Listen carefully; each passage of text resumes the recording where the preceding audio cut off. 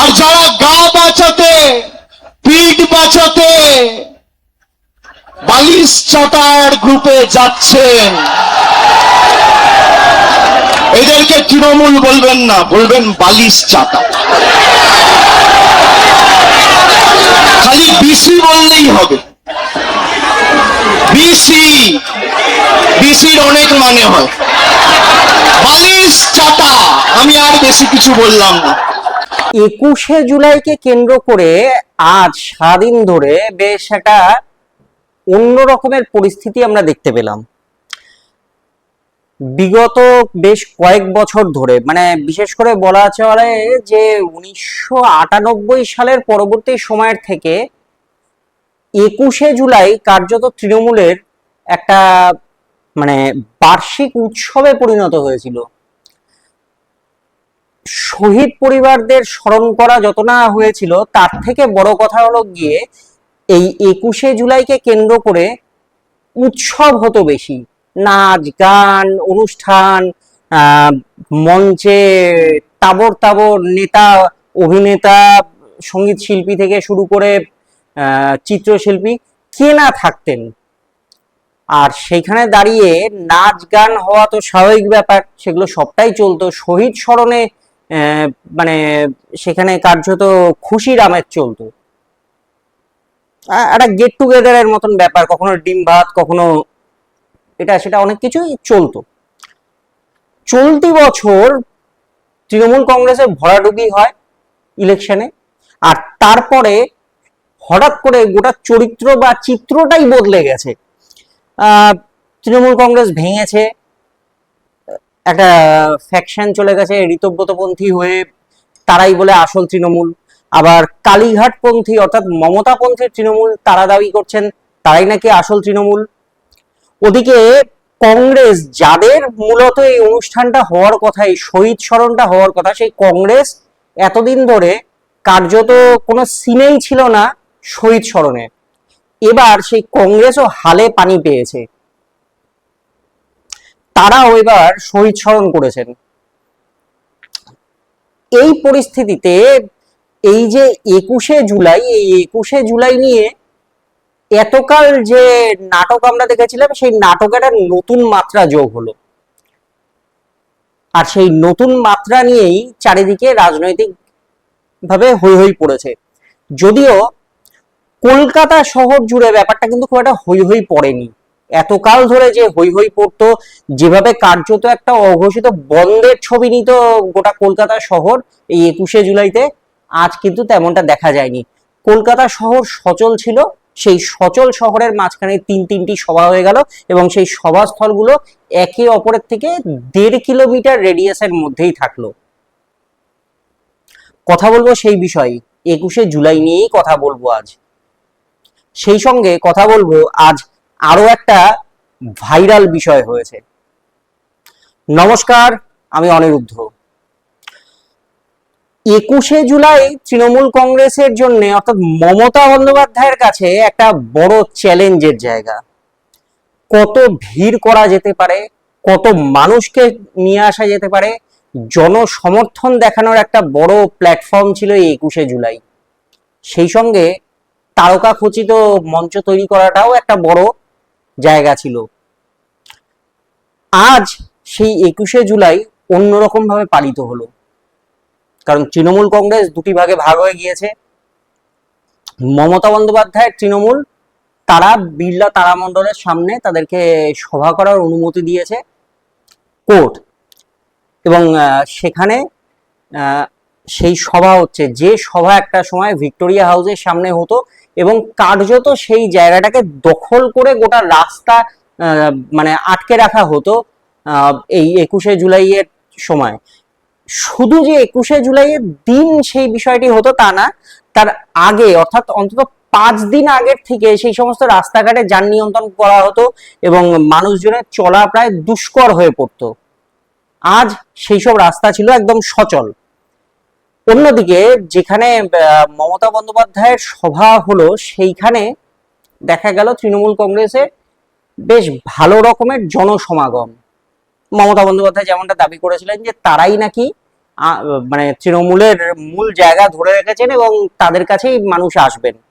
কথাটা খুব একটা মিথ্যে নয়, তার কারণ ঋতব্রতপন্থী তৃণমূল কংগ্রেস যে হয়েছে, তারা একটি অপর সভা করেন, তারা মেয়র রোডে সভা করেন, সেখানে বেশ ওপরে তাবু টাবু খাটিয়ে চেয়ার পেতে বহু মানুষের সমাগম হবে বলে প্রচার হয়েছিল।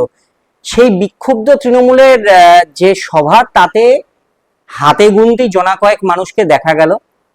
সভা তো ভরলই না, টোটালি একটা ফ্লপ শো হলো বলেই বলা চলে। মানে সেটা রাজনৈতিকভাবে যদি ব্যাখ্যা করেন তাহলে একেবারেই একটা ফ্লপ শো ছিল। সেই জায়গায় দাঁড়িয়ে বেশ কিছু ক্ষেত্রে, যেমন মদন মিত্র থেকে শুরু করে অনুব্রত মণ্ডল, যারা কিনা এই মুহূর্তে ঋতব্রতপন্থী, তারা প্রত্যেকেই নানানভাবে অভিষেক বন্দ্যোপাধ্যায়, মমতা বন্দ্যোপাধ্যায় তাদেরকে ওই মঞ্চের থেকে চ্যালেঞ্জ ছুড়লেন, কিন্তু চ্যালেঞ্জটা ছুড়লেন ফাঁকা মাঠেই। কংগ্রেস আবার অন্যদিকে গান্ধী মূর্তির পাদদেশে তাদের সভা করেছেন এবং তাদের সভায় মোটামুটি একটা স্ট্যান্ডার্ড ভিড় হয়েছে, কারণ কংগ্রেসের যা স্ট্রেংথ এ রাজ্যে, সেটা অনুসারে যা সভা হয়েছে ঠিক আছে। অধীর চৌধুরী থেকে শুরু করে শুভঙ্কর সরকার প্রত্যেকেই সেখানে উপস্থিত ছিলেন এবং তারা রাজনৈতিক বক্তব্য রাখেন, তারা মমতা বন্দ্যোপাধ্যায়কে কার্যত চ্যালেঞ্জ করেন, পাশাপাশি বিজেপিকে চ্যালেঞ্জ করে। সব মিলিয়ে তাদের যে রাজনৈতিক স্ট্যান্ড পয়েন্ট, সেটা কংগ্রেস যা হওয়া উচিত বা কংগ্রেসের যে স্ট্যান্ড পয়েন্ট হওয়া উচিত, সেটা তারা মেনটেন করেছেন। কিন্তু যেটা মজার বিষয় বা যেই জায়গাটাতে আসল মানে একটা ওই তুতু ম্যামের জায়গা তৈরি হয়ে গিয়েছে, সেটা হলো ঋতব্রত তৃণমূল ভার্সেস মমতা তৃণমূল। তার মধ্যে তো আবার অভিষেক বন্দ্যোপাধ্যায়, তিনি আবার বক্তব্য রাখতে গিয়ে একে তো ডিজে বাজাতে গিয়ে, ভোটের আগে ডিজে বাজানোর কথা বলে তিনি কোর্টে গিয়ে তাকে মানে ভয়েস স্যাম্পল টেস্টও দিয়ে আসতে হয়, এরকম পরিস্থিতি তার হয়েছিল। তো সেই ডিজের যে আওয়াজ, সেইটা যতটা মানুষের কান থেকে গেছে, তারপরে আজ আবার একটি মন্তব্য করেছেন মঞ্চ থেকে। কি বলেছেন না, একতলকে ঋতব্রত বন্দ্যোপাধ্যায়ের উদ্দেশ্যে তিনি বলেছেন যে বালিশ চাটা, তো সেই বালিশ চাটা তৃণমূল বলে তাদেরকে অভিহিত করেছেন। আমরা জানি ঋতব্রত বন্দ্যোপাধ্যায়ের একটা বিতর্কিত ভিডিও সামনে এসেছিল, সেই বিতর্কিত ভিডিওর যদিও সত্যতা কতটা কি ছিল না ছিল সেই বিষয় নিয়ে সেই বিতর্কে আমরা যাচ্ছি না। আদৌ তা সত্যি কিনা, নাকি সেটা ফেক ভিডিও ছিল, নাকি সেটা সত্যি ভিডিও ছিল, সেই বিষয় নিয়েও আমরা আমাদের মানে মন্তব্য করার কোনো এখতিয়ার বা সেই বিষয় নিয়ে মন্তব্য করার মতন কোনো অভিপ্রায় কোনোটাই আমাদের নেই। কিন্তু বিষয়টা হলো গিয়ে যে একটি ভিডিও সারফেস হয়েছিল এবং তারপরের থেকে তাকে কেন্দ্র করে এই বিতর্কটা রয়েছে, সেই ঋতব্রত বন্দ্যোপাধ্যায়কে কেন্দ্র করে। সেটাকে উদ্দেশ্য করেই কার্যত অভিষেক বন্দ্যোপাধ্যায় আজ ঋতব্রত বন্দ্যোপাধ্যায়কে টার্গেট করেছেন, কারণ ঋতব্রতপন্থী তৃণমূলে যারা রয়েছেন তারা সকলেই মমতা বন্দ্যোপাধ্যায়ের থেকে সরে গিয়ে এই মুহূর্তে বিজেপির খুব কাছাকাছি বৃত্তে ঘোরাফেরা করছেন। সেখানে মমতার খুব কাছের মানুষজন তারাও গিয়ে যোগ দিয়েছেন। কেন না, প্রত্যেকেই আঙুল তুলেছেন অভিষেক বন্দ্যোপাধ্যায়ের দিকে, অভিষেক বন্দ্যোপাধ্যায়ের জন্যই নাকি তৃণমূল কংগ্রেসের ভরাডুবি, এই বিষয়টি তারা বারবার বলেছেন এবং দল ছেড়ে ওই বিক্ষুব্ধ তৃণমূলে যোগ দিয়েছেন। এবং বর্তমানে ঋতব্রতপন্থী যে তৃণমূল বা ঋতব্রতপন্থী যে দলটি বা ব্লকটি, তারা দাবি করছেন যে তারাই নাকি আসল তৃণমূল। যদি মানে তার সঙ্গে সঙ্গে ঋতব্রত বন্দ্যোপাধ্যায় তিনি এই মুহূর্তে মানে সরকারি খাতায় কলমে বিরোধী দলনেতা,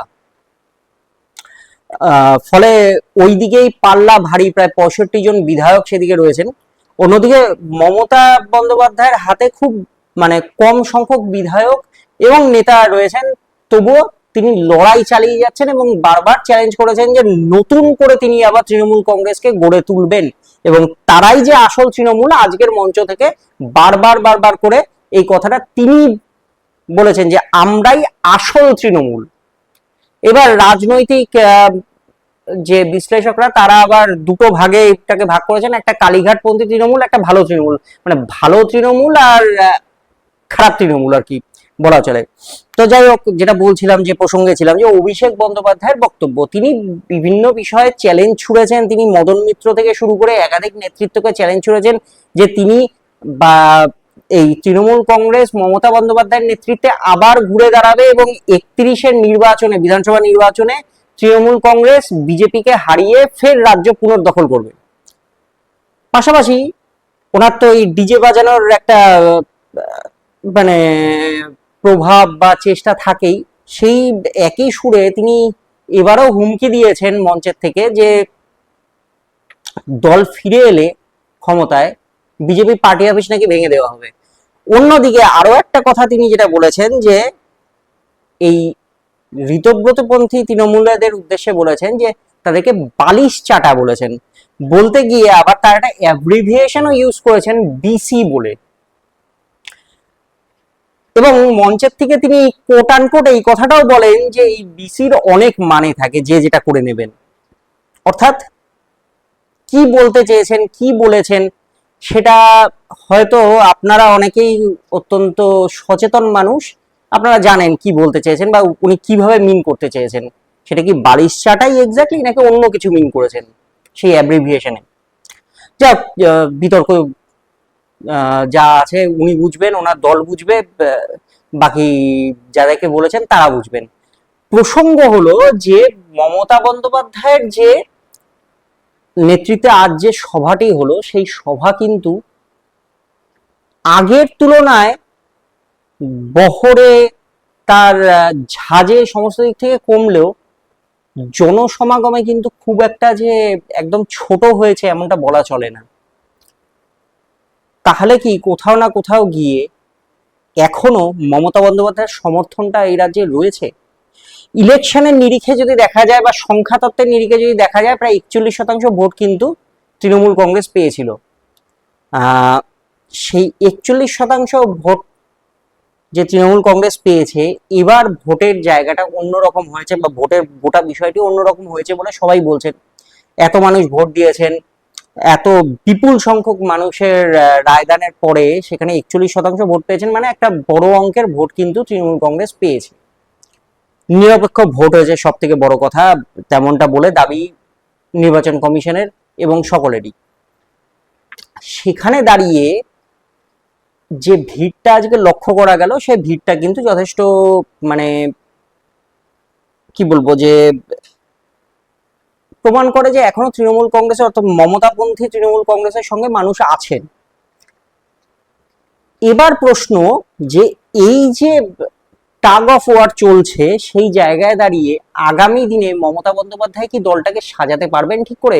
কারণ তার সঙ্গে তো অভিষেক বন্দ্যোপাধ্যায় রয়েছেন, তিনি নিজেও বলেছেন যে অভিষেক নাকি বাঘের মতন লড়াই করছেন।